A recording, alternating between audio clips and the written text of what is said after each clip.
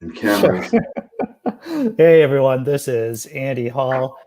With me today, I am proud, I am happy to say is Steve Hill, and you may be able to see from his The pits of hell. You sir are from or in the pits of hell by all appearances. Oh yeah, literally and figuratively. So for people who aren't, because you were on my old show, the Naked Diner podcast, and we've talked before, but this was years ago. This was before the current apocalypse. For people who don't know who you are, let's run down your resume because it's a pretty awesome resume. Yeah. Well, my name is Steve Hill, aka Satan. You know, in the African American community, they tell you got to believe in something. So since I'm an atheist, I say, okay, if I got to believe in something, I'll take the other guy.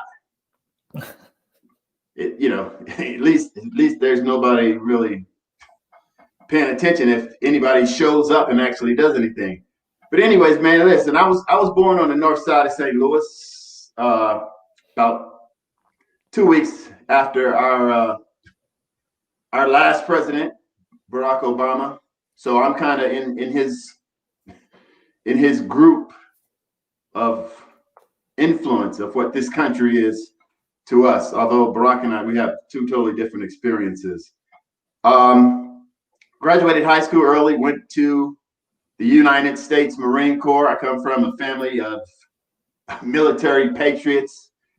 I have men and fought in this country all the way back to Civil War, all the way back to the Civil War. Father fought in World War II. Brother fought in Vietnam. Got another brother that's a retired Marine. And I spent approximately 6 years as a proud, dedicated United States Marine, willing to protect the Constitution against all enemies, foreign and fucking domestic. And I'm talking Trump now. Fuck his ass.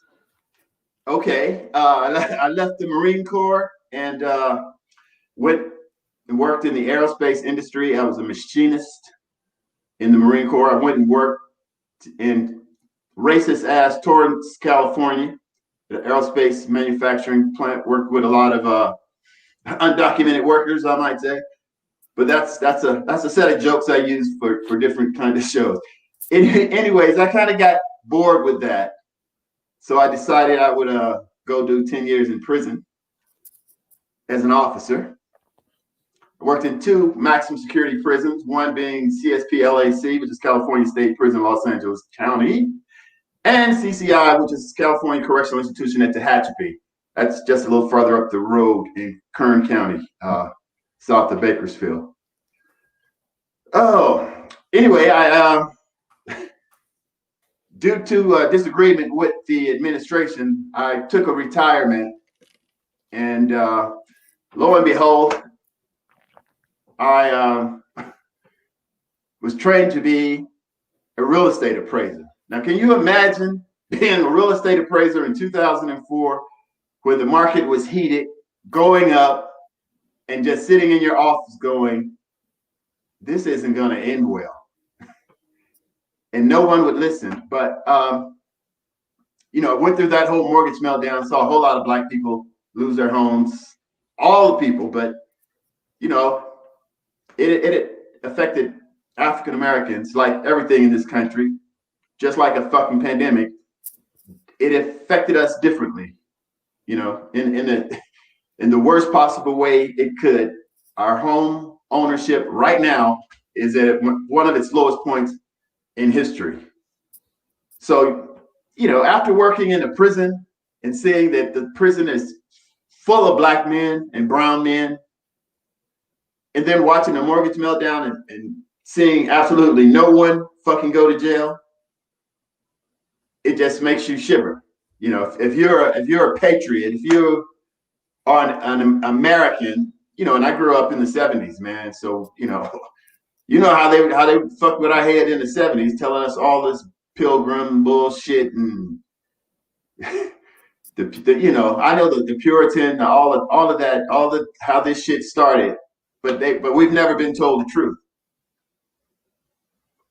This is true. when Barack came about in 2008, I was like, damn, I'm so impressed. Our country's not racist no more, and we can do anything we want. I said, well, shit, if he can be president, I could get out and tell some jokes. So I started doing a stand-up comedy around 2008. I just do it part-time because my business keeps me way too busy to stay in the comedy clubs all night in LA, which they're all closed right now anyway, so it doesn't matter. That's why I'll be performing here in Satan's Lair for the foreseeable future. So, yeah, and right now there's, let's see. That's it. That's it. I'm on the public speaking. I do public speaking. I got a conference coming up this weekend. Oh, really? For Where a group in Sacramento. Good. We're going to be talking some serious stuff. I want to discuss things like the N word. I don't know if the N word has ever been, really analyzed and kind of researched and dissected to find out, why do Black people use that word? So yeah, it's going to be an interesting conference. But that's all about me though. Right. Is this conference a secular conference? Yes, it's atheists and other free thinkers. It's a group in Sacramento. Right. Are you doing a comedy routine, or are you? I'm speaking, and I have graphs and charts and diagrams, and I want to try to get to people that the games, gimmicks, techniques that these people use, that they have been using to keep us oppressed ever since 1863. So, Steve, you may not have noticed this, but I'm a white guy. Really? I was just going to have you adjust your lighting. So I don't want you to give away everything that you're going to be talking about in the conference, but as a dopey white guy like myself, what don't I know about the methods of oppression in this country? You don't know how those. Let's go back a little bit to the Virginia slave codes. If everyone can Google that one, it's an important one, and it is legislatively with certain language that indicates that we don't have shit coming. It's kind of like when I was an officer, the inmates knew what they were entitled to, and the officers knew what they were entitled to, and the inmates would ask for things that they rightfully should have, and the officer would kind of tell them, no, you ain't got shit coming, nothing. So those Virginia slave codes were about like that. Now we can go into, and I like to go into real estate. I can't believe I'm a real estate appraiser. In real estate, it was written in deeds that this property will never be sold to a person of African American descent, and how horrible. I come across some of it today. You know how horrible that looks. And you're supposed to be this patriot. I've done everything I'm supposed to do to hold up my end of the bargain, and your country is basically fucking you out of whatever you got coming. The suburbs are innately racist in the sense that they were built to be racist. And you're right. There are these covenants, right? There are these contracts. CC&Rs. That stated that Black people cannot own the house in perpetuity. Correct. And that's, I tell you, I only first heard about this maybe about a month or so ago, or 2 months ago. Yeah, well, I would like to suggest a book. I've read this book about 8 times. It's called The Color of Law by Richard Rothstein, and he tells the whole story. And basically, our country was behind it. Yeah. This was state-sanctioned segregation and racism in everyone's face, but we were too fucking busy being in churches instead of finding out how bad we're getting fucked. And that's a whole different conversation. But that's just in real estate. Now think about banking. Think about lending practices, where Wells Fargo paid billions back because blacks were hoodwinked into these high risk loans that had balloon payments that, unless you were rich, it's inherent in so many things. But I think the most insidious is real estate, because real estate affords you the possibility to grow wealth, to obtain wealth from a generational perspective, something you can hand down to not only your kid, your great grandkids. All you have to do is put it in a life estate, put it in the deed of your house, where the house property can't be sold and the house can be refinanced only for the upkeep. It's like a sinking fund to keep the property from obtaining any deferred maintenance. But yeah, that's just one, but it's inherent in everything. Yeah. But I think it starts in real estate because that's what divides us. And some of us are trapped in these ghettos and can't get out. And you're right. I remember my dad telling me, and we lived in a city. We lived in a city, but kind of like a suburban area of a city. And I remember him telling me he paid maybe $22,000 for his house back in the day. And, that was generational wealth. I am a direct recipient of that generational wealth, and so is my sister. And people tend to underestimate, or people who have it underestimate how valuable that is. Yeah. It's called leverage. It's called using that money to make more money. Yeah. Now, when you don't have shit, what are you going to do? You'll probably resort to crime, especially if you're living in a hyper-segregated community, say like Chicago. Chicago's love to reference, Republicans love to reference Chicago with all the murders. You know who's guilty for Chicago? This country. Yeah. I mean, they're talking about BLM, Black Lives Matter. If you really want to throw in some shit, throw in all these black people we have trapped in the inner city. And we're not asking any questions like, where are they getting their guns at? Why do black people in Chicago have so many guns? Name me one African-American gun manufacturing plant. Name one. Yeah. But nobody's asking these secondary questions. It should be a line of questions, especially if you're a skeptical human being like me. You can call me Skeptical Satan. Skeptical. I love that. That's great.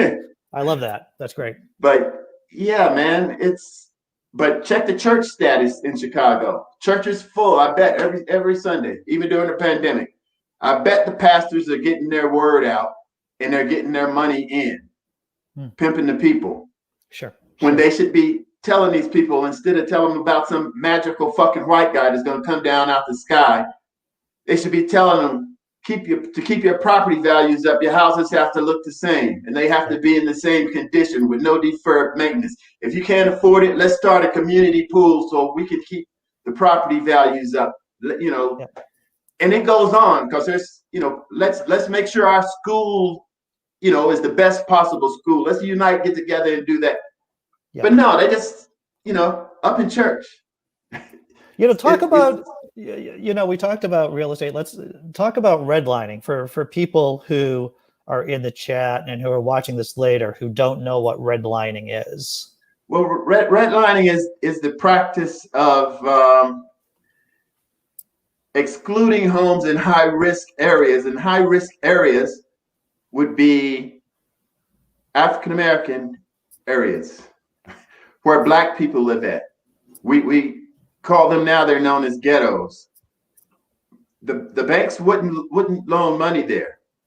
And they had all kinds of devious and diabolical plots of different levels of home ownership. Instead of fee simple absolute, they had this one thing where they go in, you don't actually own the home, but you pay the mortgage. And if you miss one payment, it reverts back to the owner. One payment. So you don't really build equity and just these inherent tricks. When you're talking about oppression, it's some of this is not abundantly clear and out in the open. And this is a lot of knowledge that we we didn't have, nobody's telling us. The preachers is telling us to just pray, and we needed real knowledge. We have wasted so much time sitting in these churches, and nobody's out here telling us the truth. Nobody's out here informing people. Steve, you're a Satanist. So how do you see your role in terms of educating people about these issues? What does my religion have to do with that? well, if Christianity is the opiate of the masses, if it's to keep people asleep, is Satan just by being Satan is here to wake your ass up. That's what Satan is here for. How many black Satanists do you know that know what I know? I think Satan might have just sent me here. Satan, get in there and save the world. You got Satan coming off the bench. Dude, you were running for state senator for a while, weren't you, out in California? Man, I've run for state senator 3 times. You guys can Google it and look at the results. The first time was a write-in candidacy, and this one, someone suggested I do it as a joke to try to get her to debate me. The lady that was running, Sharon Runner, and I did a write-in, and I received like 1,000 votes. The next person to me, I think he had like 160. So then I ran for real, get my name on the ballot in 2016. Actually had my name on the ballot with Trump, if you can believe that. Satan and Trump, how to have 2 demons on the same ticket? How? But yeah, I ran in 2016, and out of 4 people that were running, I came in 3rd. Now, I don't know if you realize the mathematical significance of that equation, but you had a black man running as Satan, and he didn't come in last. That's some historic shit right there. Right. But I can't understand why nobody wants to talk to the person that came in last. Like, wouldn't you want to find out? Get this motherfucker off the street. But yeah. And then I just ran again. I ran in 2020. Yeah. Yeah. I don't know if your audience members know about Katie Hill and the Katie Hill's district, Congress. She was caught up in a sex scandal, basically. Make a long story short. And Cenk Uygur came in and was running for her seat. I think, what's his name? Papadopoulos was Mr. Snuffleupagus.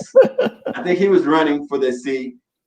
But anyways, right now it's a wild political season. But yeah, the Katie Hill people brought a carpetbagger in to run against me, which I was really, really pissed off about. A little rich white guy, attorney. And I'm like, wait, y'all can't do this to me. But it's Satan's turn now. I had a significant amount of people were listening. Right. But right. But then they brought this guy in.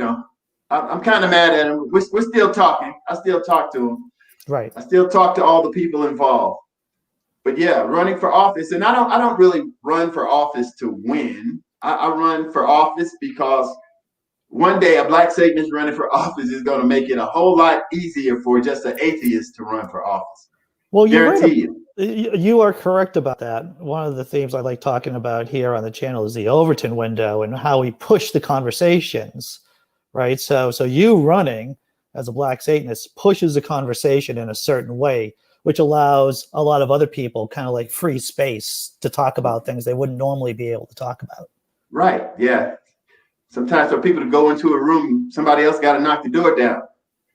Yeah. So, yeah. Sometimes you got to knock the door down. I like that.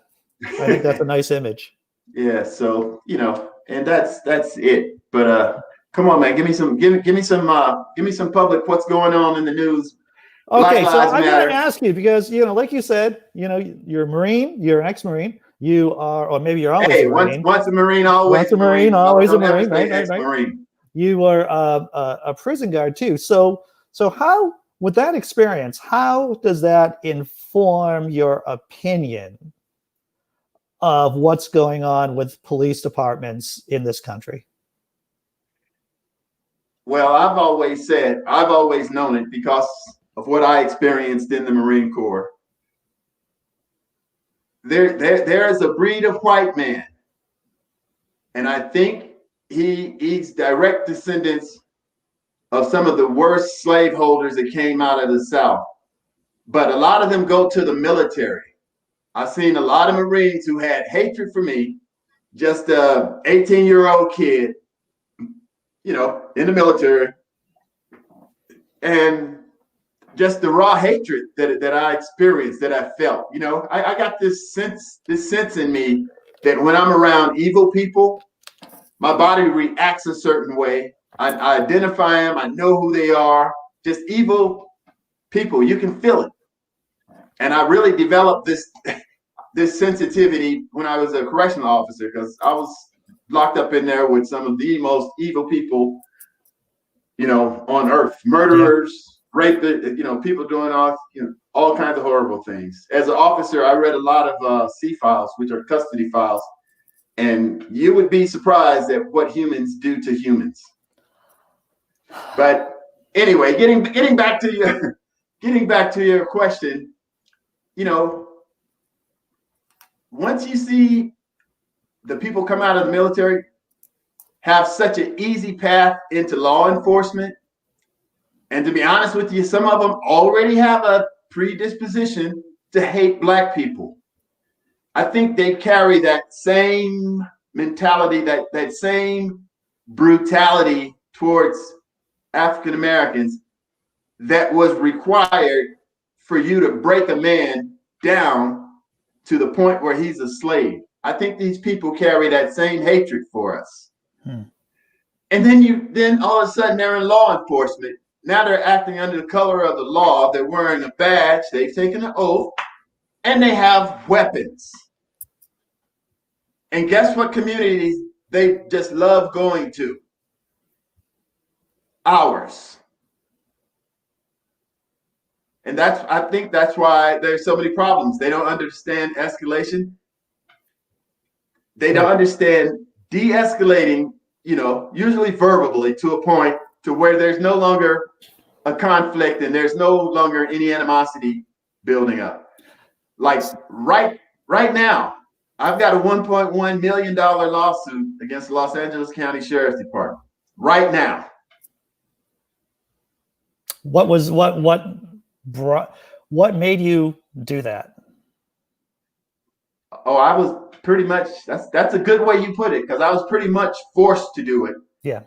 I was, you know, I appraised real estate. I was out in a certain part of town appraising real estate, and I was down in this cul-de-sac street that I had to turn around in because I had to shoot a comparable property.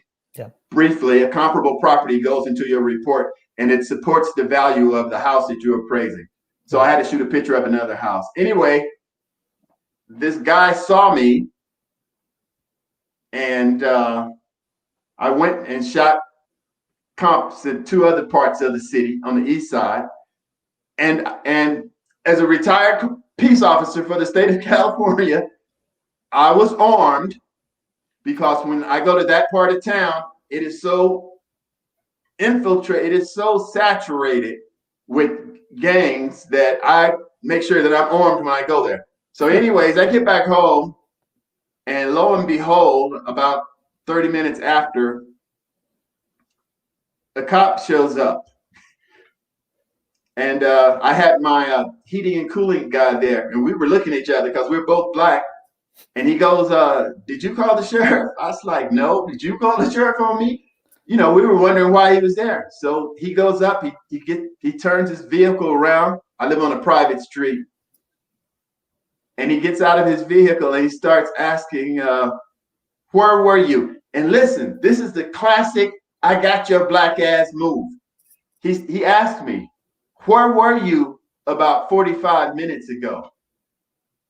And what they try to trick you into doing is to saying a bullshit answer. Now it's on. So I told him exactly where I was at. Oh, I was over in East Lancaster shooting photos for some comps. And then he goes, "What were you doing? You know, why were you over? Why were you over there?" He had asked me this before, and I was like, "Let me tell you who I am. I was a candidate for office at the time. This was before George Floyd got shot." I said, "Let me tell you who I am." And I gave him the rundown. He had run my plates. I never get out of my vehicle to shoot comps. I don't even allow people to see me raise my camera. I shoot from a height that's almost equal to my door. I just let my window down.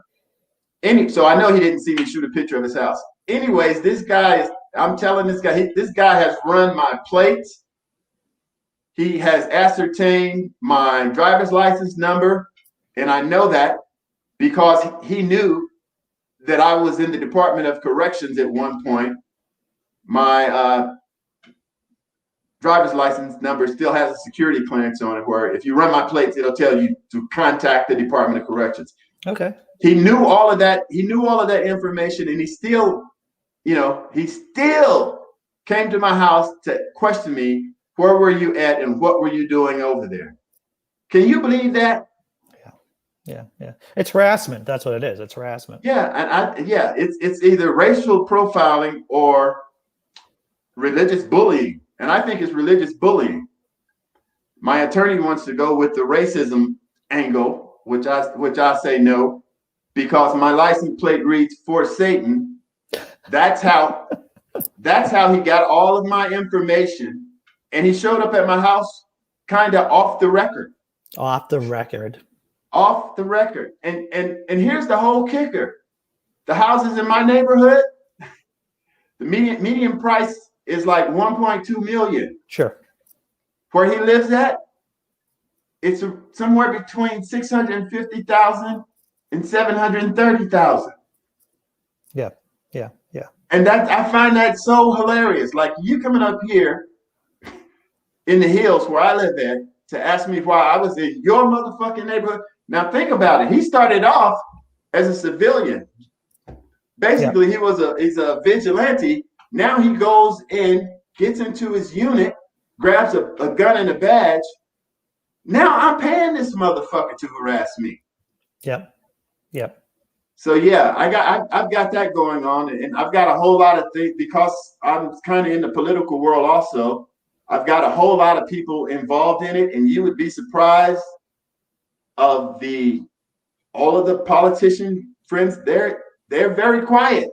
They're very quiet. I don't have any of them rushing to my assistance, but I'm trying to get a hold of Maxine Waters because we actually have a connection. Oh, really? Yeah, the person that his name was Darren Parker. May my brother rest in peace. Hail Satan. Maxine Water kind of raised him. She actually spoke at his memorial. Well, guess who else was asked to speak at his memorial? Was that you, sir? Yes, it was me. Now, guess who was left off the program? Oh. Yeah. So now I'm trying to get a hold of her to discuss some things. Yeah. But mostly how the sheriff, the sheriffs cleared them. They investigated and they cleared themselves, like, all in a very short period of time. They said, yeah, the officer, he did something that we didn't like, but he was perfectly fine in his duties or some bullshit. Right. But I'm like, to me, that was just like them sending me proof that you can't let them investigate themselves. I've worn a badge before. I know how that shit works. Right. So you have kids, right, Steve? I remember we were talking. I have 4 girls. What do you tell them about how to interact with the police? I don't tell them to. They don't have to interact with the police. I don't. My kids have never had an interaction with the police, but they're very intelligent. They know me because I'm their dad, and they hear me talk shit all the time. So, our kids are starting up with the shit built in. We ain't even got to explain it no more. That's how long this shit's been going on. This shit is just it's inherited in our culture. fuck it. You gotta fear. Basically, you must fear the police just to survive. Stay away from them. You know, I was in an interracial relationship for maybe about 3 years, and I don't know, within a couple of months in, we were living together. We were living, you know, kind of like in a hard city, in a certain hard area of a hard city. And I made some kind of comment like, well, we'll just, you know, in case something happens, you know, we'll just call the cops. And she just looks at me like I'm crazy. And it's like, that is the last thing we're going to do, Andy. Yeah. Is call the cops. Yeah. You might as well just went ahead and pulled out your white privilege right there. Oh, yeah. Well, you know, that's the thing, man. If you're not talking to people specifically about it, or you know, people who don't look like this, you know, if I don't talk to people who look differently than me, I have very limited exposure to how privileged my whiteness is. Yeah. A lot of people don't know. That's why I can't understand the Trump supporters, because a lot of those people know it's wrong, but they'll go in and cast a vote for this man anyway. And that's really, really just heartbreaking to an African American who has bought into all this bullshit. And now you're still telling me that somewhere between 33 and 42% of white Americans are still fucking racist after all we've been through. Yeah. KCA Randy from the chat wants to know if you have a Twitter account. Yeah, I do. I think it's man, I just started back using it because Lucian Greaves tweeted out a story, because I'm going to be doing a conference this weekend. But I think it's 666 for Satan. Or Black Satan 666, something like that. All right. I'm looking you up right now, brother. Yeah, look me up. You can't miss that profile picture. Yes, it is. Stephen, I see Lucian's tweet about you. Yeah. But I'll post it in. I'll post it up in the in the description later on and everything. But you know, you have a site that's Stephen. What is it? It's Steve Hill Comic, where it lists your information. So if people want to know more about you and maybe look at some of your stand-up routine, it's stevehillcomic.com. Yeah, and let me be truthful. I haven't been to that site since whoever I had set it up. I think my wife set it up. But hopefully there's some useful information if you need to get in contact with me or something like that. Hopefully something is on there. I'm sure there's some kind of obtainable information that will be useful for the public. But I do most of my damage on Facebook and my Steve Hill Comic Instagram. My Instagram account, it stays pretty active because I can just hit it, quit, and get out of there. Right. Instead, you know, I don't have a lot of time for social media, but the social media I do, it's me speaking for me. I'm not paying anyone to speak no bullshit. I say what I mean, and I mean what I say, and I post what the fuck I want to post. You know, Steve, you were talking about de-escalating people while you were a prison guard. Do you have any tips for people who are thinking, you know, in case they're in a jam, about how would you verbally de-escalate a situation? First thing you do is get out of close proximity. Yeah. When you're in close proximity, usually somebody's going to take a combative stance. When you take a combative stance towards me, I see it as a direct threat to my person. So usually if you get out of distance from each other, and then the next thing you do from that, de-escalate the yelling. De-escalate the yelling, and you'll see tempers like almost go down on their own. People kind of just take a step back and relax a minute. At least enough time for the cops to get there and shoot somebody.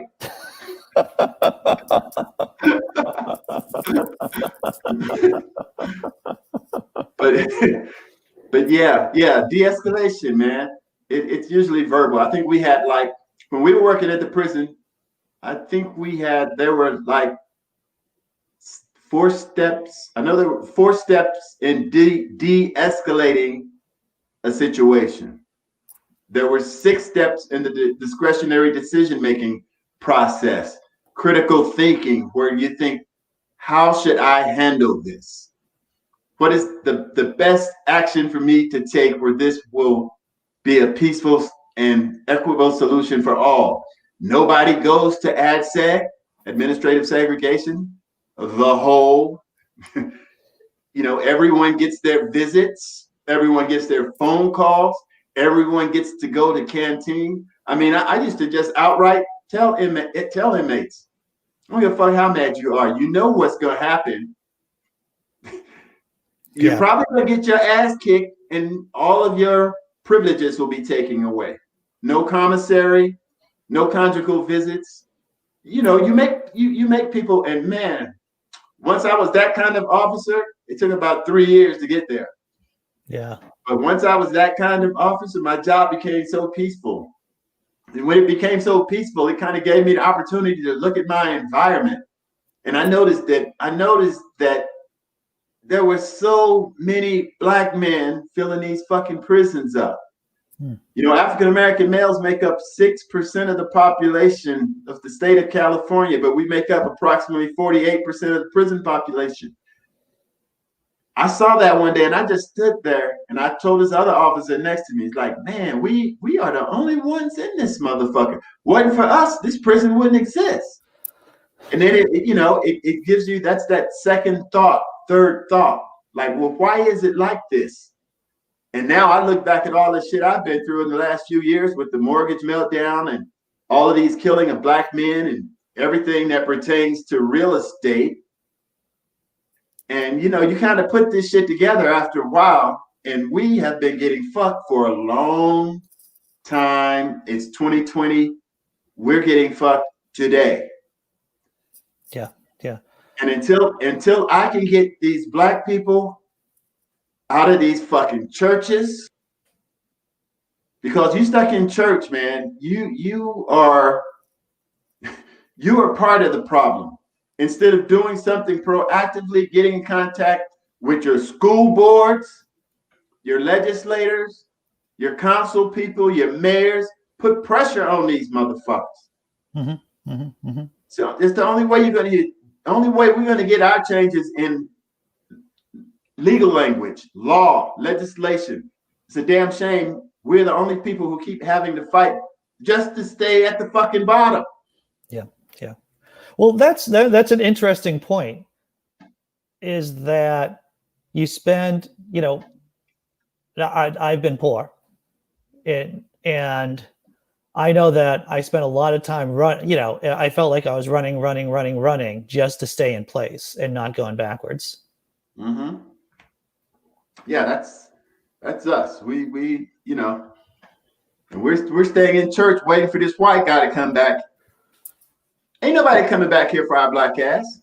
What kind of conversations have you had with peers, with people in the community about Satan, about Satanism, about the Satanic Temple? They know who I am. Most people when 2016, when I was in Time Magazine and TMZ and all these TV stations, people went straight to my website and found out I was the biggest fucking Bernie supporter you could find. And they go, oh, this guy's a Bernie. I'm voting for him. And that kind of goes to one of the things I hate about politics. We got too much money in our politics. Yeah. I had to get like free publicity by saying I'm saying, but then just to make people fucking listen. Yep. So, and if I don't do something to wake black people up, I mean, I understand the whole religious thing. I'm not mad at you, but it's time to wake up. I understand that when we were slaves, our slave masters gave us their religion, which gives you hope, and everyone needs hope. If these Negroes didn't have hope, they would have killed all the white people. But they gave them religion. But guess what? We don't really need that religion no more. It's keeping us from dealing with the reality we're stuck in. Yeah. And we're stuck in a fucked up situation that we can only get ourselves out. You know what Bob Marley said? You know what Bob Marley said? What did he say? He said, emancipate yourselves from mental slavery. Yeah. None but ourselves can free our minds. Yep. And that's what the position we're stuck in. But we can't free our minds if we sitting around worshiping the same God of the fucking Ku Klux Klan. What kind of fucking sense does that make? Yeah. We're not getting no smarter. Fuck that. It's time to go. We need to do a split. I want to start a fucking revolution, man. Yeah. Yeah. You know what a revolution is, right?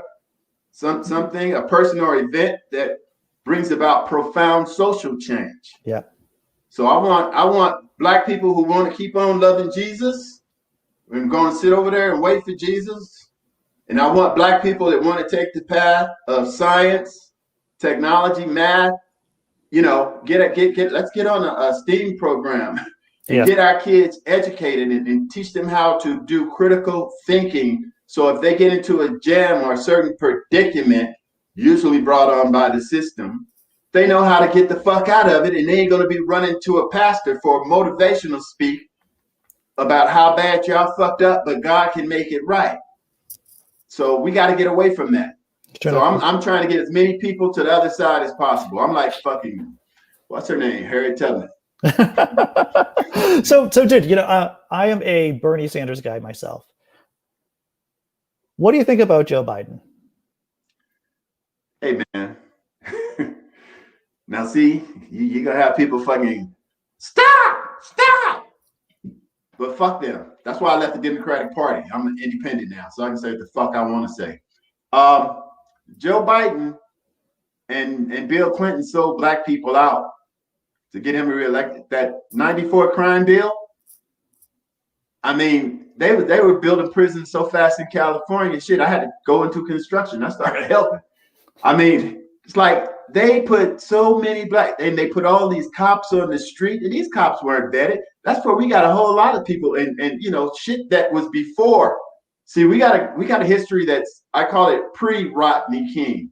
Mm-hmm. You know, when George Floyd took that big ass VHS camera and recorded how Rodney King got his ass beat on the street. Before that, people didn't even believe it was happening. They were killing us left and right.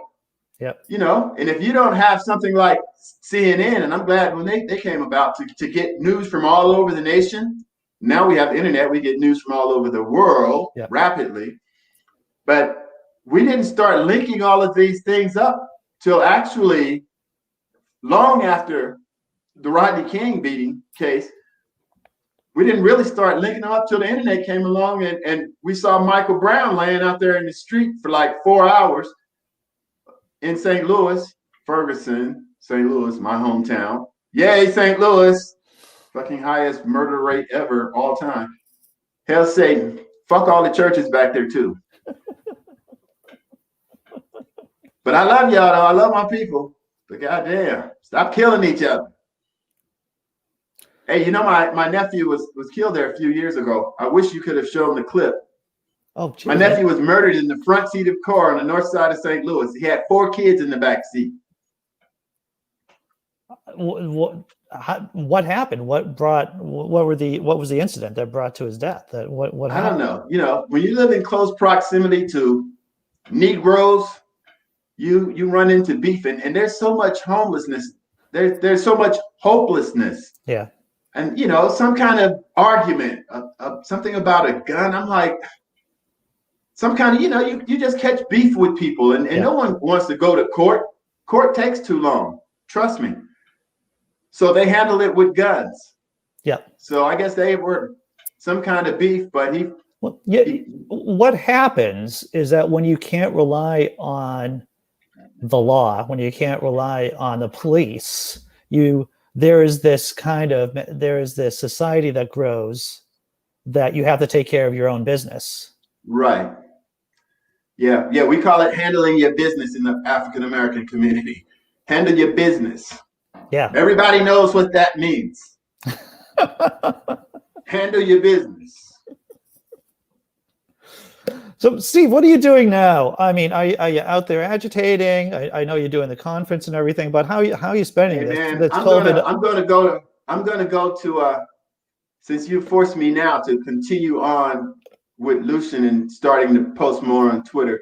I'm gonna post all of the protests I was in. I just turned 59, man. I'm out there protesting like I was fucking 18. Good for you. My feet were sores. I don't know what, but I'm gonna post a lot of those pictures up, man. We had the mayor of Palmdale. I got pictures of him. I was on the front line trying to keep people from not fucking with the police. These idiots. We told them that we were only going up to 25th Street and we were going to stop there and block the intersection. I know all the cops. I support one of the youth groups. Anyways, I was talking to the mayor and telling them where we were going, everybody. And they put a police line up to make sure we didn't go any further. And the police line, of course, you put up a police line of a lot of angry, what they're going to do? They're going to go to the fucking police line and challenge him. Yeah. And I was asking the mayor, whose fucking idea was it to put them there? Yeah. And he was mad too. So I'm going to post pictures up of some of the protests I was on. I went out there basically to get out in front of the protesters. As a real estate appraiser, I was out there basically saying, hey, I don't know where you think you are, but this is Palmdale. We're not tearing up shit. We can't afford it. Yeah. That was the real estate appraiser in me. The other part is in me. We're protesting. We don't need to break no fucking windows or, tear shit up or burn shit down. We're protesters. There's a difference between protesters and looters. Right. Looters are opportunists. Yeah. I'm a Satanist, so that means I don't want to hurt nobody and I don't want to let nothing die. It sounds like Satanists are peaceful people. Did you know that? I was aware of that. Yes, sir. But you've been listening to that bullshit. So for people who don't know about the Satanic Temple, about Satanism, how would you describe the movement? How would I would describe it as brilliant. I mean, think about it. The Satanic Temple has church status. Yeah. You know the shit you get to do when you got church status? For one, you don't pay no taxes. Yeah. So we've got church status. Damn. Later on today, I'm on some. I gotta go on a thing. We're getting up in Boston at the Real Temple. We're getting we're gonna have some kind of virtual rooms that people can go into, and I'm gonna be in one of them. Really? Yeah, talking shit and telling people the truth. But they're brilliant, man. I mean, when I first met Doug, we were in a conference in St. Louis. I was doing comedy. A mutual friend of ours convinced me that, oh no, being black ain't bad enough. You got to be a Satanist too. So I'm like, wait a minute, man. I can't be no devil shit. I'm already black. But somehow, from the politician in me, I kind of elevated to the fact of, wait a minute, they're suing people. This is fucking great. So, voila, hail Satan. So yeah, man, we talked and we tried to get a chapter. Well, we had a chapter set up here in Los Angeles, but the person that was running it kind of went nutty. Wow. So, yeah, that chapter kind of fell apart, but there is a Southern California chapter still. Southern California TST, something like that. Sure. But I'm working with my friend Lucian, and we're trying to set up something. It's a lot of controversy right now going on with TST because they haven't made a strong Black Lives Matter movement statement because they really extend a lot of effort, I would say, to the LGBTQ plus community and the women reproductive rights, Yeah. And so I guess right now there's some turmoil and drama going on because I guess the statement hasn't come out about BLM as it relates to TST and their support, but it's getting ready to happen. Trust me. If everybody can just hold it together and stay focused on the mission, but it's good being an ex-Marine because people they do tend to listen when you tell them something. Well, you're a big especially dude, as far as it relates to maintaining a focus on a goal, creating unity, and not letting egos get in the way. That's what kills a lot of these groups. I think that's what killed that chapter in LA. Yeah. A lot of the times, egos do get in the way of business. Tons of Mice says here from the chat, here in Fort God, Arkansas, a young black man, Chavez Carter, handcuffed and sitting in the back of a police car, somehow shot himself in the head with his own gun in 2012. That sounds horrible, but yeah, I remember that. But it sounds horrifically normal here in the United States. Yeah, now you would think something like that would be rushed with total transparency. I mean, you would have multiple layers of law enforcement with competent investigators carrying out a thorough investigation, and have about 5 people, and they should all come up with the same conclusion. Yeah. Now, I don't know if that's been done or not, but a lot of stories like that on us, they just kind of fade away till the next news cycle comes. Yeah. And then we're talking about something else. Well, it's almost as if organizations can't regulate themselves. Wall Street can't regulate itself. The Catholic Church can't regulate itself. And law enforcement can't regulate itself. You need citizens doing oversight on all those organizations. Exactly. That's why I got to give it up to the activists, man. Yeah, people don't understand. Those people down at the bottom, they work hard for their community. I mean, I guess it's a passion in them. Yep. But those are the people that make shit happen, man. That's how you get people like AOC elected. Yeah, true enough. So, Steve, we're heading down towards the end of our time. Was there something you wanted to talk about that we didn't get to? Was there a question you wanted me to ask you, but I didn't?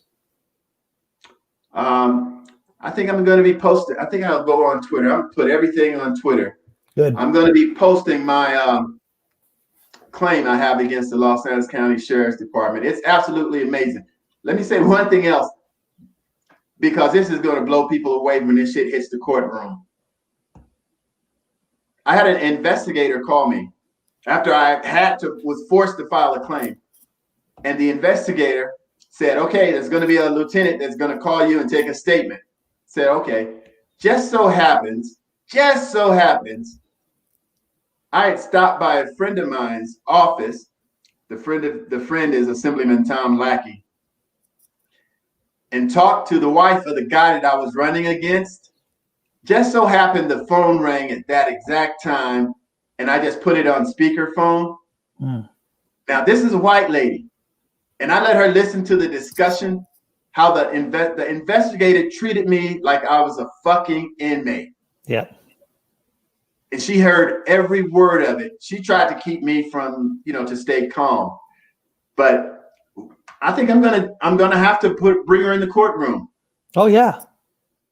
And it's gonna shock the shit out of people that I was. And this is the kind of friends you have when you're not full of shit. We're all friends. Even though I was running against her husband, we're all friends. I call him, I text, we talk a couple times a week. But the scary part about it is I don't have a relationship with black people like that. Yeah. Because of their superstitions and their religion. Even though these white people are like really hella Christian, they still don't shun me. Mm-hmm. They work with me. Right. So yeah, stay tuned for that. But yeah, that's it, man. And I'm having this conference this weekend on the 30th. I'm going to be posting a link on Twitter. Good. And Facebook and Instagram, but it only holds 100 people. Okay. So, and I got 5,000 friends on Facebook, but I think only like 5 of them listen and shit. Right. That's just how Facebook is. Yeah, I fucking hate Facebook, but it's easy to maneuver in it. Yeah. You know, that's why I don't go on Twitter. It's just so the feeling of being uncomfortable or not familiar with platform kind of makes you want to flee it. Like, fuck this, I'll go back to Facebook. I really am. But that's about it, man. Steve Hill, thanks for coming on. This has been a great conversation. It's always great talking with you. Oh yeah, trust me, we just barely touched the surface on most things that we talked about. Because I got some prison stories I want to tell. You will have to come back on, sir. Yeah. Now these involve Suge Knight. Well, you'll have to come back on. It would be really fun. And good luck with the lawsuits too. Oh yeah. Those are, as they say in the neighborhood, those are a slam dunk. Good for you. Good for you. Well, you're doing good work. And I appreciate it. I appreciate the work that you're doing. All right, man. Thanks. I'll come back anytime. That was fun. Fantastic. Take care. Take it easy.